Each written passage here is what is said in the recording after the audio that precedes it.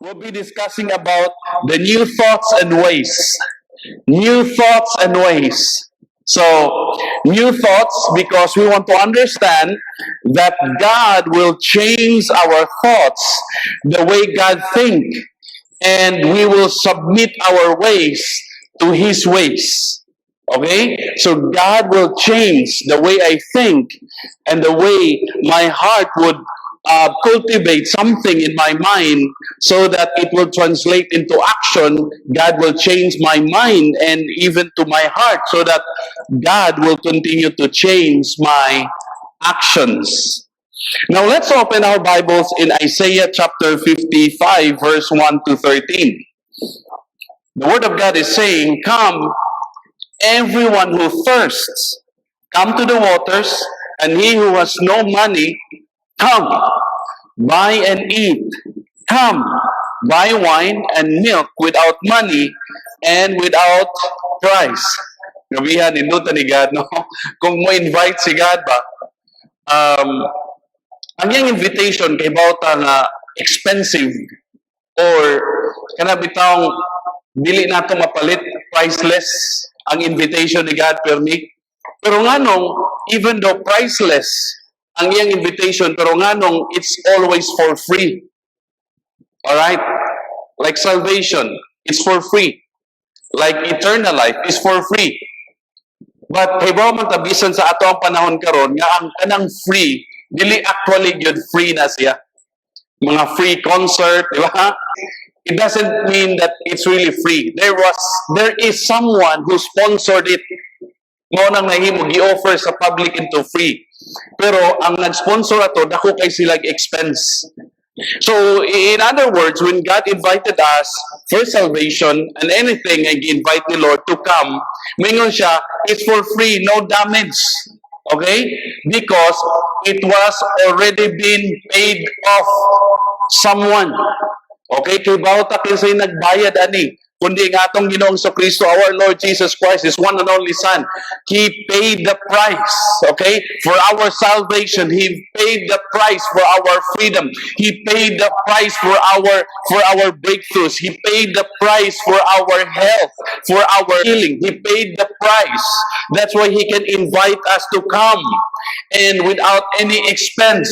Come, because it's for free. It was already been paid off for us. Come on now. Nagtuotag na i-collect si God nga bayad from us. No, it's for free.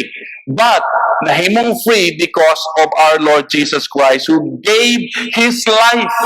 Come on now. He offered His life just for us to experience everything that God wanted us to experience because of His goodness. Now verse 2. He said, "Why do you spend your money for that which is not bread, and your labor for that which does not satisfy?" Bitaw, no? Nga bitaw nga mugasto ta, and dili man makasatisfy. Sometimes few minutes or few hours lang, and then balik na puntas ka ni adto. And then ingon si God, "Listen diligently to me, and eat what is good, and delight yourselves in rich food." Come on, gikan ni Lord ang rich food and delightful food. Food that will last, that will nurture not just our physical body, but even our spiritual body. Verse 3, "Incline your ear and come to me. Hear that your soul may live, and I will make with you an everlasting covenant, my steadfast, sure love for David. Behold, I made him a witness to the peoples, a leader and commander for the peoples. Behold, you shall call a nation that you do not know, and a nation that did not know you shall run to you because of the Lord your God and of the Holy One of Israel, for He has glorified you." Si God mo glorify sa atoa. Iyan ang gisulti sa Israel. But because we are the sons and daughters of God, makarelate po taani tungod kay pwede ta mo claim sa ang word because this is for His people or for everyone who believes in God.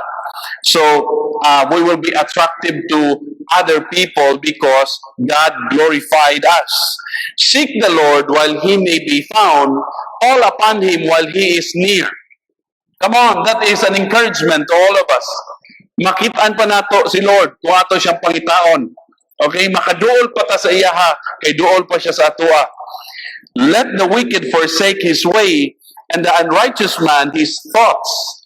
Let him run or return to the Lord, that he may have compassion on him, and to our God, for he will abundantly pardon. Grabe. He will abundantly pardon. Verse 8, for my thoughts are not your thoughts, neither are your ways my ways, declares the Lord. For as the heavens are higher than the earth, so are my ways higher than your ways, and my thoughts than your thoughts.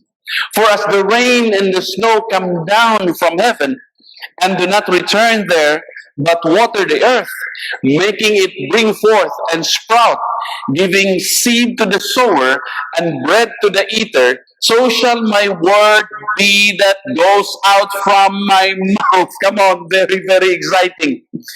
It shall not return to me empty, but it shall accomplish that which I purpose. Sabihan ni Lord, thank you, Lord, for your word. And shall succeed in the thing for which I sent it. Verse 12, for you shall go out in joy and be led forth in peace. The mountains and the hills before you shall break forth into singing, and all the trees of the field shall clap their hands.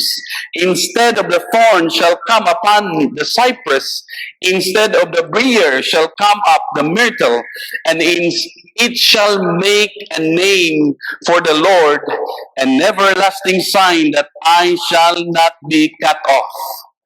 Thank you, Lord. Grabe. Thank you, Lord, sa imong word. Kaya ka in my family, ako ning jack of all trades. Ang say sumpay na, master of none. Okay?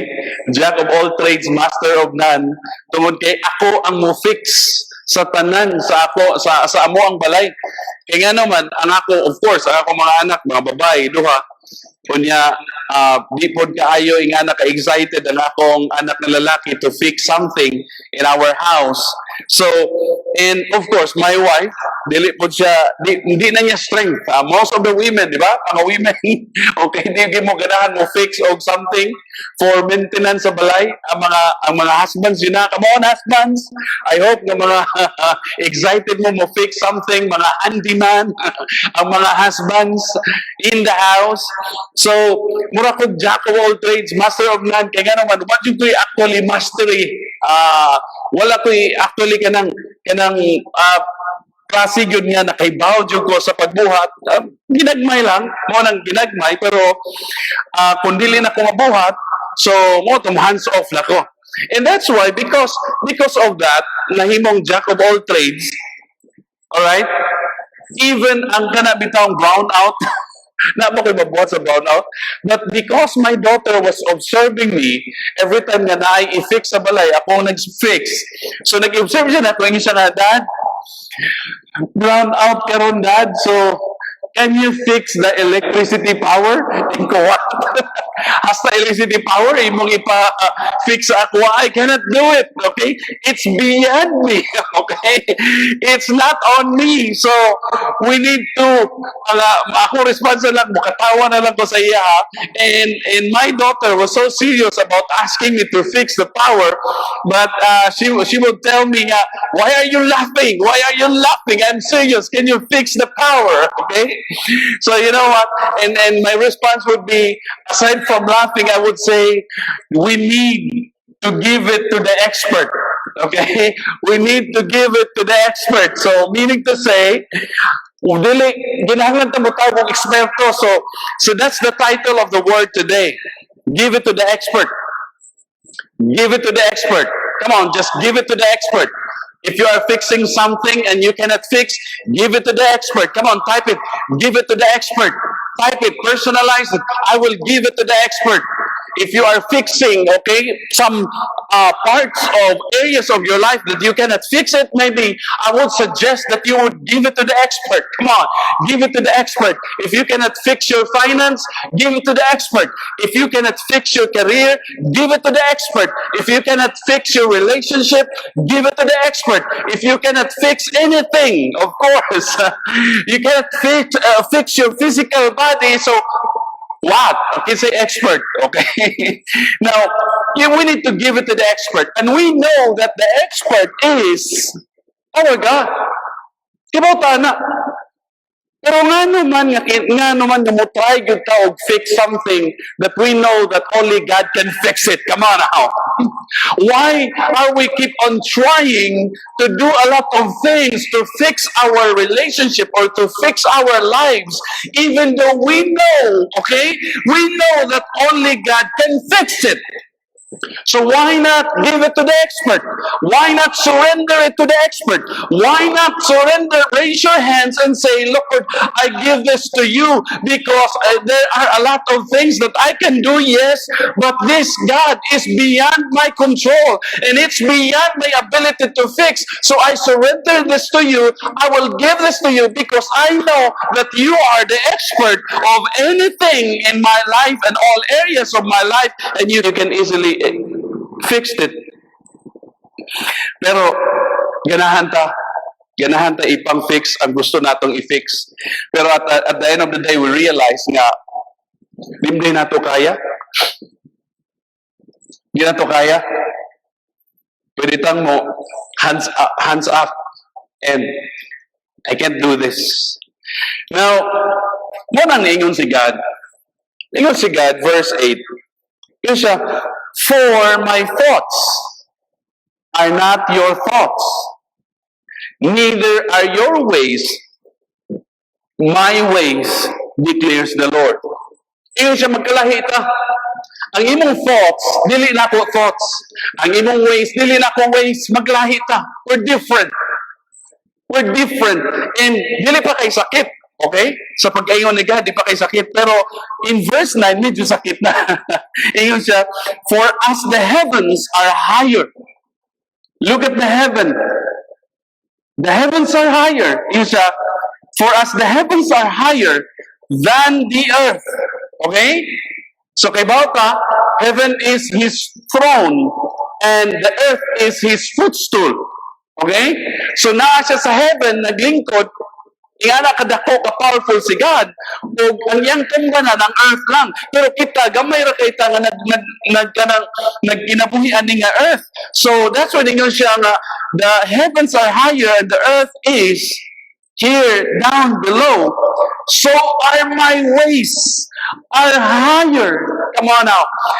God's ways are higher than our ways, and His thoughts are higher than our thoughts. So medyo sakit ni gamay nga mga nga ingon naakay panghambog nako imong idea. Moingon si God basta tuwa. Naakay ganahay panghambog nako nga imong idea. Moingon si God, those are just too low. Okay? Too mediocre to me. Because my thoughts are higher and my ways are higher than your thoughts and ways, because He lives in heaven. He's in it from and in eternity, but we are mortal people. Okay? We are so limited. So God's thoughts are higher. That's the very thing. God's thoughts are higher. That's why we need to give it to the expert. His understanding is higher than our understanding. His understanding on what's going on sa ato ang present situation is higher than our understanding on what's going on. So, usa mga thoughts nga murag sa ato ang tanaw is higher. Usa mga thoughts. Kanang mga thoughts nga visionary thoughts. Nga kanang mga tao nga makakita og vision. Okay? Mo na medyo sa ato dili na average, but wow, it's amazing. Okay? Di ba? Kay visionary man sila. So makita sila building in the area of junkyard or kanang mga reclamation area, makita sila building nga na-rise up dito. So na-build up dito. And makita sila o kanang future sa usa ka bato or sa mud, makita sila. Okay? So ma-impress na ba? Wow, grabe, murag higher to yan thoughts da. Or mga creative people. They can create something out of mud. They can create something out of kanang di ta kita. So mga creative people, na sila mga creative ideas. So murag ma-amaze na sa ilahang mga thoughts. So if we are being impressed by the thoughts and the ideas of the visionary people and the creative people, how much more the thoughts and the ideas and the mindsets of our God. Come on now. Kung na-impress ka sa ideas sa imong amiga or amiga, na-impress ka sa ideas sa imong parents, na-impress ka sa ideas sa imong teacher or sa imong boss, how much more that's the thoughts and the ideas of our God is so impressive. Come on now. I believe that you will be impressed. Ang atong thoughts, ubos na kayo. Ubos na kayo tagpanglantaw. Ang atong thoughts, ubos na kayo o pangagpa sa kinabuhi. Doon na kayo ang future. In fact, kanang nakaistorya nga, ang iyang gipangayo ni Lord is kanang additional lang for how many years sa iyang kinabuhi. And then he realized nga, hala, hapit naman na ito. Okay? Pwede ba nga i-add na ko ang pagpangayo ni Lord o how many years na? Kay mubo na kaayo to akong gipangayo niya tungod kay wa siya ka-idea ato. Pero si God, hibaw siya ang idea nga better than our ideas. His thoughts are higher and our thoughts are limited. It's not higher. So we cannot fully understand our lives. We cannot fully understand the way He created us. We cannot fully understand why we are so sad in this area and we are happy on this area. We cannot fully understand. So that's why we need to give it to the expert. You're thinking it this way to yourself. And most of the time we were wrong. Diba? Mao niya itong una, pero permitang masayop. Usahay, kung magunahuna ata sa itong gagalingon, sometimes mediocre kayo. Ngayon niya, jud ko, mao na yun wala na, hopeless na jud ko, ingani na akong edad, wala pa jud ko kanang relationship, wala pa jud ko uyab, okay? Or ingani na akong edad, wala pa ko'y accomplishment, wala pa ko'y achievement, or ingani na akong edad, pero wala jud ko mga pwede na akong i-brag about myself, or ingani na akong edad, pero murag wa ko'y future. Usahay, ubos na kayo atong pagtanaw sa atong kaugalingon. Why don't we ask God, Lord, unsay imong thinking sa ako, God? Because God have been declared something through His Word that He said to us, my thoughts are higher than yours. Can we ask God, Lord, if you try to think about me, God, if you look at me, Lord, what can you declare? What can you say? What is your thoughts? And what is your thinking about me, God? I'm excited to know because definitely His thoughts, His ideas, His mindset, His declaration, His plan, His purpose is higher than what we can see in ourselves, and what we can see in our lives is higher. And I'm excited to know what would be God's thoughts and God's idea when it comes to seeing me and looking at me. What would be God's plan and God's purpose in my life? I'm so excited for God to reveal His plan to me, because definitely His thoughts for me is better and supreme than my thoughts and my ideas for myself. Come on now, be excited for that. God said that His thoughts are higher. Therefore, His plans are superior than ours. For He knows where to bring us from where we are now up to, not just up to 10 years, but up to eternity. He knows. Pag kanindot, sigurado kayo tadiay? Sigurado. Come on, can you type it? My security is in God's thoughts. Okay? Gihuna-huna na ni Lord. Gihuna na ni Lord ang atong security. Before we go through this season, God knows, come on, God knows what would be our situation. God knows what would be the condition of our hearts as early as now. God knows what would be our status next month or next year. God knows. He was thinking already that way, not in our ways, but His ways. Because His thoughts are higher. His thoughts are higher. So we need to give it to the expert. Come on, give it to the expert. God's thoughts are higher. God's thoughts are higher. Thoughts for yourself, thoughts for your family, thoughts for your career, thoughts for your business, thoughts for your health, thoughts for your healing, thoughts for your anything that you are concerned of. God's thoughts are higher than our thoughts. So instead of dwelling our thinking with regards to our life and to our family and to our future, why don't we hold on to God's thoughts? Because His thoughts are firm. His thoughts can guarantee our security. His thoughts are higher than ours. Give it to the expert. Let's give it to the expert. Grabe.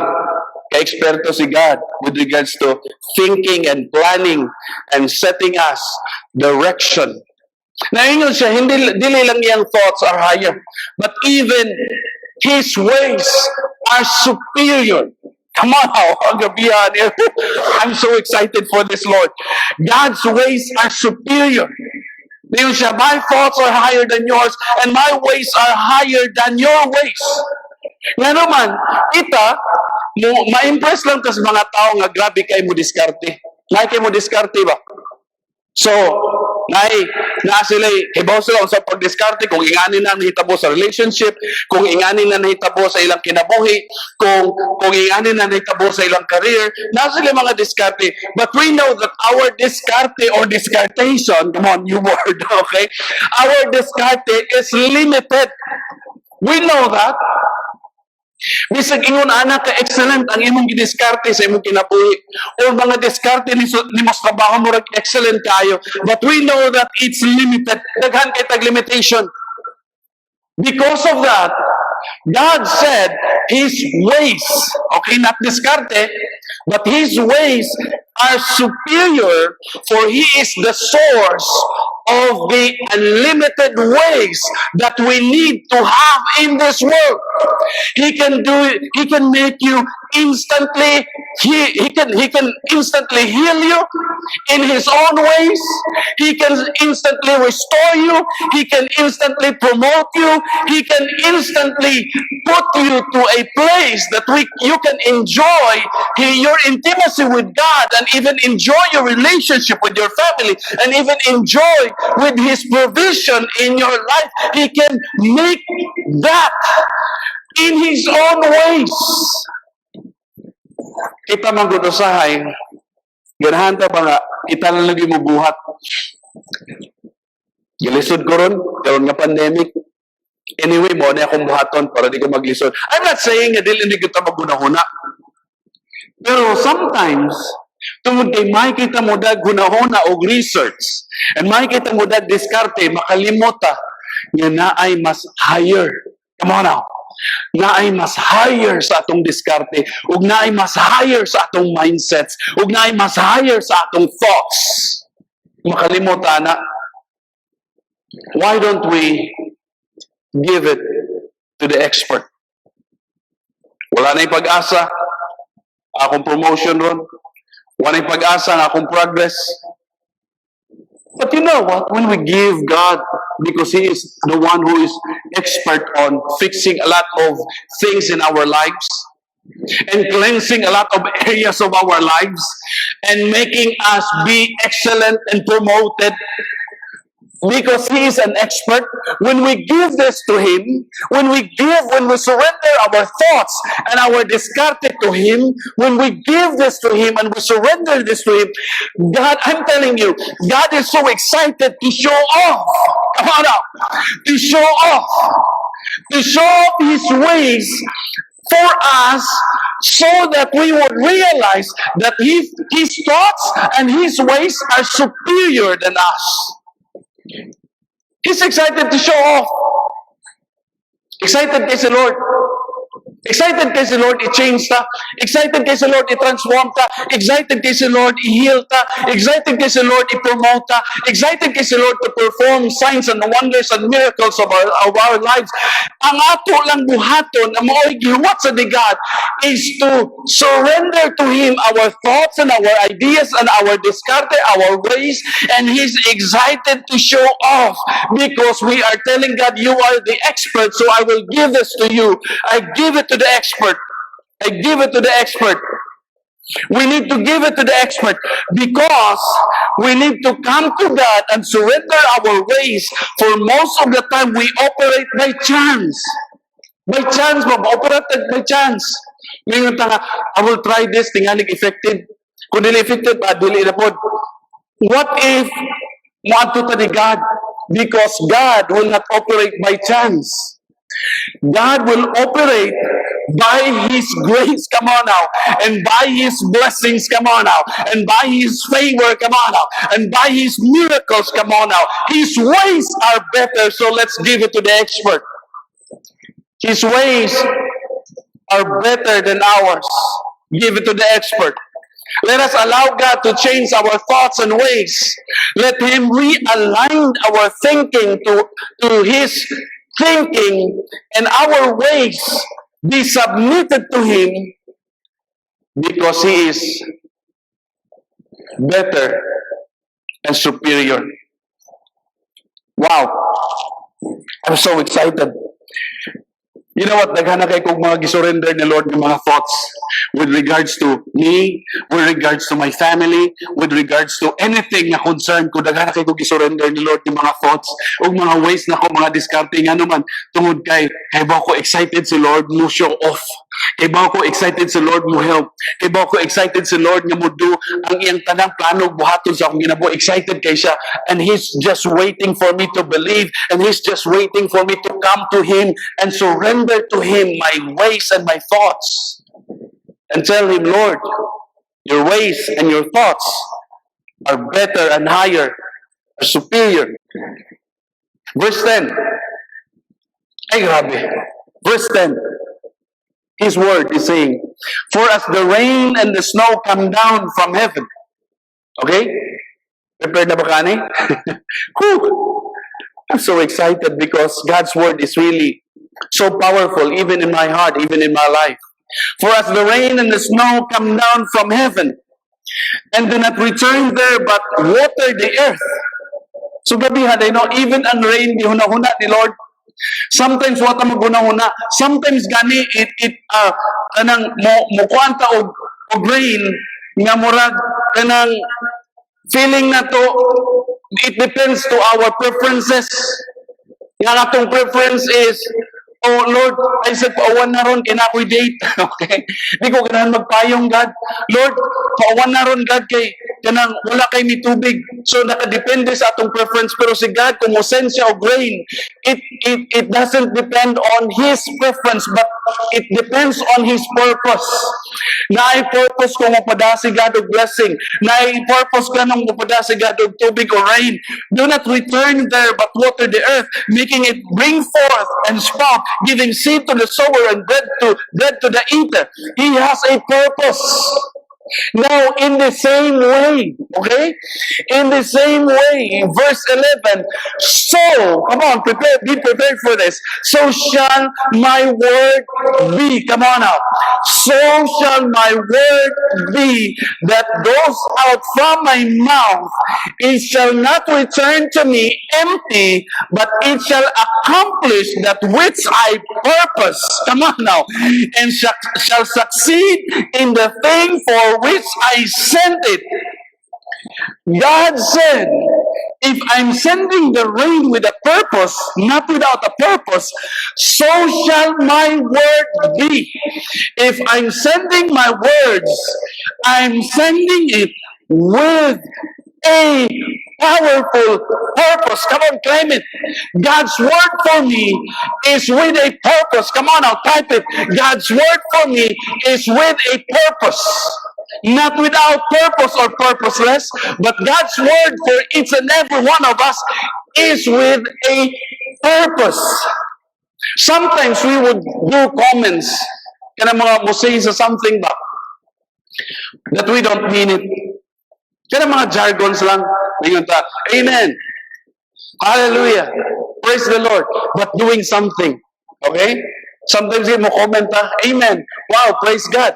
But watching something or doing a lot of things, we are just typing or saying something and we don't mean it. Okay?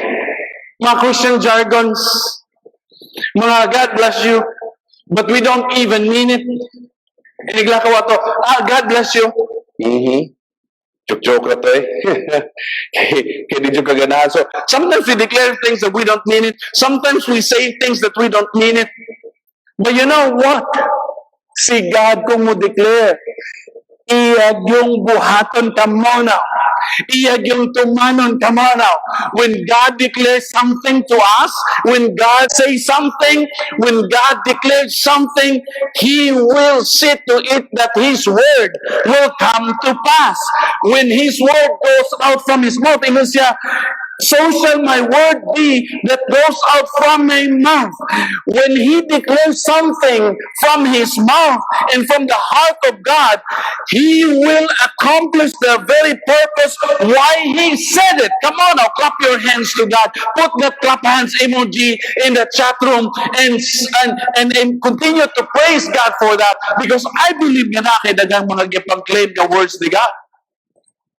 And thank the Lord, because katong atong mga gipang-claim, dili ito na sayang.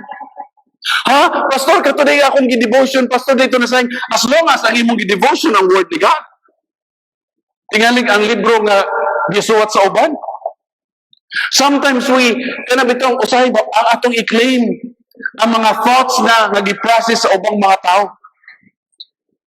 But why don't we just open our Bibles and read His Word and meditate His Word plainly?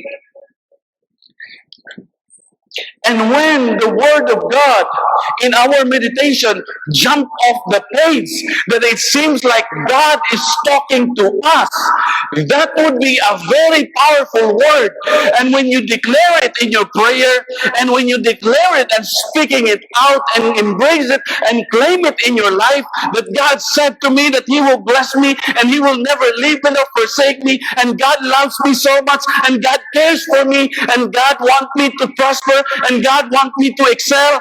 And if this is coming from the Word of God and you keep on declaring, dili na siya masayang, because God's Word says, when I declare that, when I allowed you to hear my Word, and when I'm sending to you my Word, I have a very specific purpose for you to claim. Come on, be excited for that. Whew. Come on, review God's Word. Nga imong ipang-claim. Review God's Word. Nga imong ipang-memorize. Review God's Word. Nga imong ipang-declare sa imong kinabuhi. Because the reason why you're able to memorize it, and the reason why you're able to hear it, God has a purpose. God has a plan. God has a specific reason why you are hearing that. And He will fulfill His purpose why God allowed you to hear it. Even now, while you are listening, wala na siya mahitabo by chance. Nga gitukmod lang ka, gibura lang ka sa mong mama, gibura lang ka sa mong igsuon, just to hear the message. No.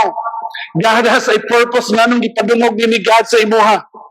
God has a purpose nga nung nakadungog ka karong adlaw, because He wants you to be inspired, and He wants you to have a life that is filled with purpose, and is filled with faith, and is filled with expectation, and is filled with hope.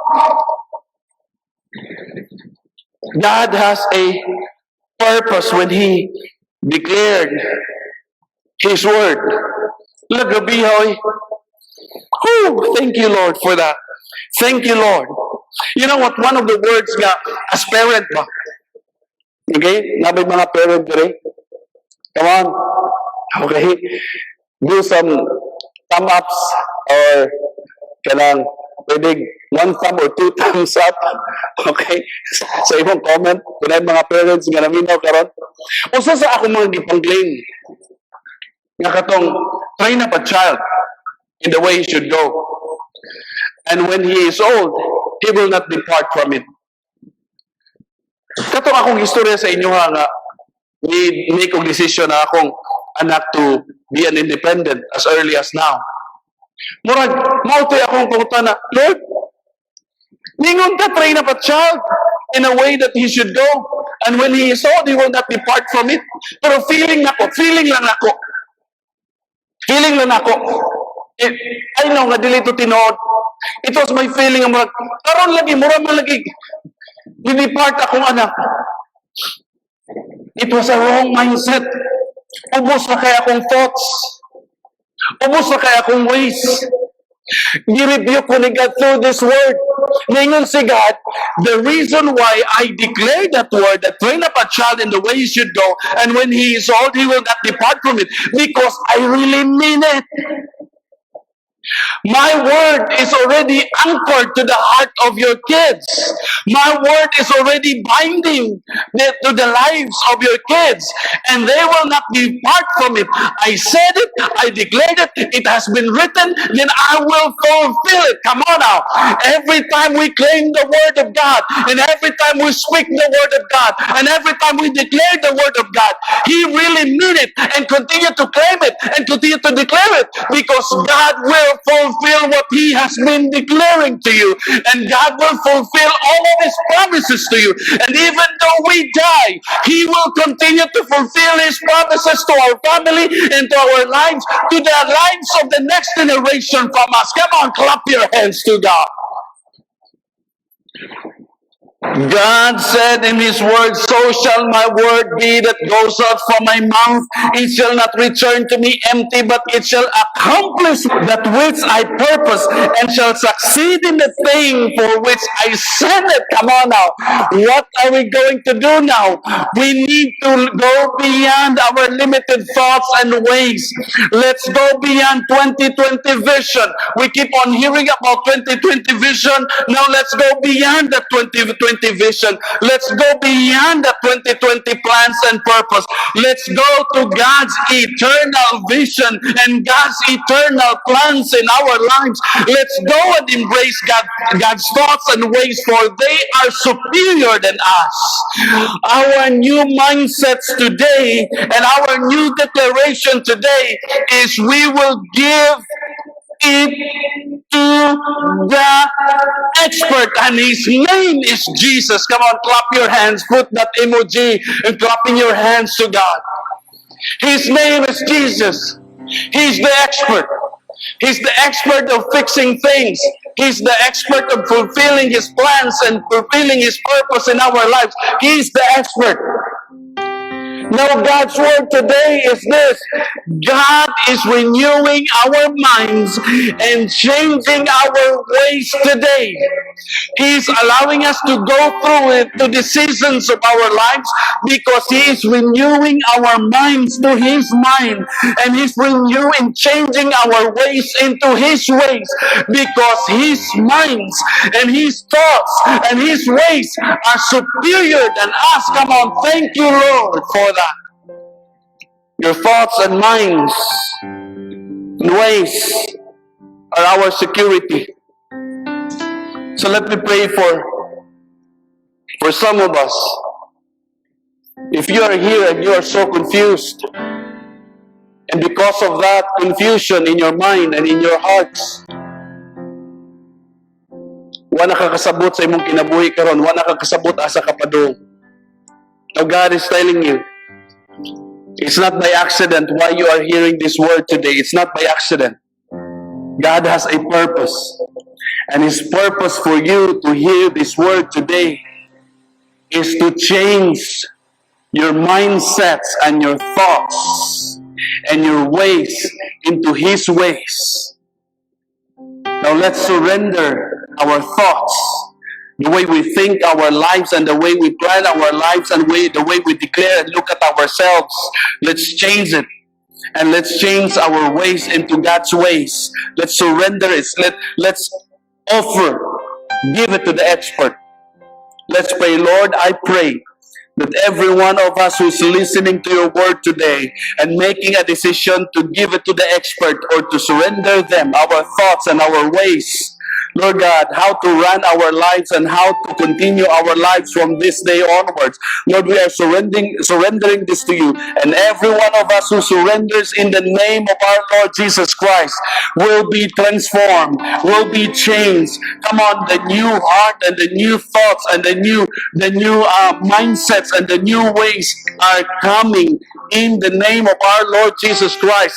Thoughts and ways that will give you security and will give you assurance and could cause you to appreciate life to the fullest in the name of our Lord Jesus Christ, and cause you to be a channel of blessing, and you will not be a burden anymore because you have a new thoughts and new ways of life through God's Word. Father, thank you so much, God, for changing our minds and changing our ways. We honor you today. I believe, God, that you are touching the minds, the thoughts, Lord God, of each one of us and changing it to yours. We thank you because your word is true and it will come to pass. In Jesus' name we pray. Amen and amen.